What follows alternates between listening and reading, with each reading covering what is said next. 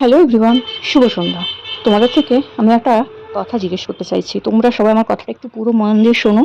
তো শোনার পর আমাকে একটু অ্যান্সারটা দিও। হয়তো আমি কোথাও ভুল হয়ে থাকি বা হয়তো ভুল বলছি, সেটা তোমরা আমাকে জানিও অবশ্যই আমার কমেন্টে। আমি এটা বলতে বাধ্য হলাম।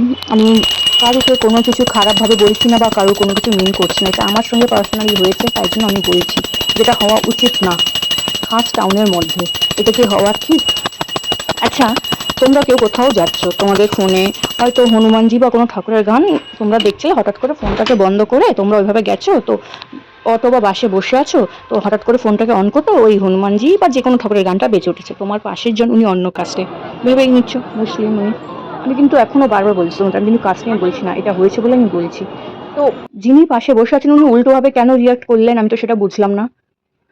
আমি আমার এই ফেসবুক ফ্রেন্ড লিস্টে অনেক বন্ধু আছে যারা হচ্ছে হিন্দু নয়, মুসলিম। তারাও কিন্তু আমার সঙ্গে এরকম করে না। তাহলে এই খাস এরকম শহরে এরকম হওয়ার মানে কি? আমি কিন্তু তখন ওনাকে একটাই কথা বলেছিলাম, যে আমি কিন্তু আপনার কোনো ক্ষতি করিনি বা আপনার সঙ্গে আমি কোনো খারাপ ব্যবহার করিনি। এই যেটা আমার ধর্ম নিয়ে আপনি এভাবে রিয়েক্ট করবেন না। তখন উনি চুপ হয়ে গেছে, আর কোনো কথা বলেননি। তো আমি যে অটোতে ছিলাম সেই অটোওয়ালাও বলছে যে আপনি কিন্তু এরকম নর্মাল বিহেভ করুন, আর নাহলে অটো থেকে নেমে যান। তখন চুপ হয়ে গেছে। আচ্ছা, এটা কি করা উচিত বা এটা কেন হয় কেন? আমরা সবাই সমান, আমরা মানুষ। মান আর হুঁশ যাদের আছে ওরাই মানুষ। মানুষের কোনো ধর্ম হয় না, কোনো জাত হয় না। আমরা একে অপরের সঙ্গে ভালো ব্যবহার করে ভালো থাকলে তবে পৃথিবীটা সুন্দর।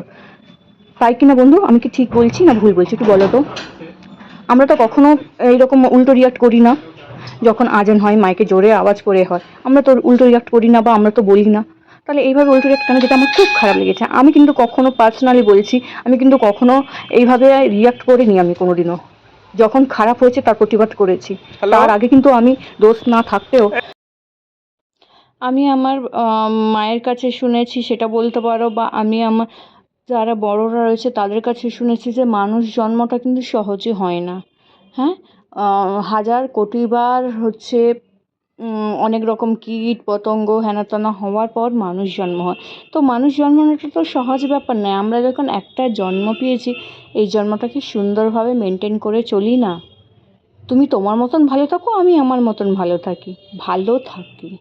এই একটাই জন্ম পেয়েছি, জানি না পরের জন্মে কী হব। তো দয়া করে একটু ভালো থাকার চেষ্টা করো না। ভালো, ভালো মানে ভালো। সবার সঙ্গে ভালোভাবে বিহেভ করে ভালো থাকার চেষ্টাটাই করতে বলছি। রিয়েক্ট করিনি। হ্যাঁ, দোষ থাকবে তবেই রিয়েক্ট করো। দোষ না থাকলে শুধু শুধু এইভাবে করার কি মানে আমি তো বুঝি না। আচ্ছা, তোমরা যারা আমার বন্ধু ফ্রেন্ড লিস্টে আছো, বলো তো, ধর্ম যার যার, হ্যাঁ, মানুষ তো আমরা একাই। এই একটি প্রজাতি যারা সবার থেকে উচ্চ। আমরা কি এক হয়ে থাকতে পারি না? আমরা কি ভালোভাবে থাকতে পারি না? আমাদের কি অধিকার নেই আমরা ভালো হয়ে থাকার? এটা হিন্দুস্তান, হিন্দুস্তান পবিত্র স্থান। এখানে আমরা সবাই ভালোভাবেই থাকি, আর তোমাদেরকেও ভালো রাখি এবং ভালো থাকতে চাই। ভগবান তোমাদেরকে এইভাবে বুদ্ধি দিক যাতে তোমরা বুঝতে পারো যে তোমাদের কে শত্রু কে মিত্র। ভগবান আমাদেরকে বোঝার শক্তি দিয়েছে, তাই হয়তো আমরা বুঝেছি। আর তোমাদের হয়তো কে উল্টো বোঝাচ্ছে কে সুল্টো বোঝাচ্ছে আমি জানি না, কিন্তু আমি আমার ভাই বোনেদের বলবো তোমরা সাবধান থেকো, সতর্ক থেকো, রাস্তা বেরোনোর সময় এদিক ওদিক চোখ তাকিয়ে রেখো। হ্যাঁ, আর অবশ্যই কেউ খারাপ করলে তার এগেনস্টে বলতে শিখো। চুপ থাকলে তোমার ওপরেই ওরা চড়ে বসবে।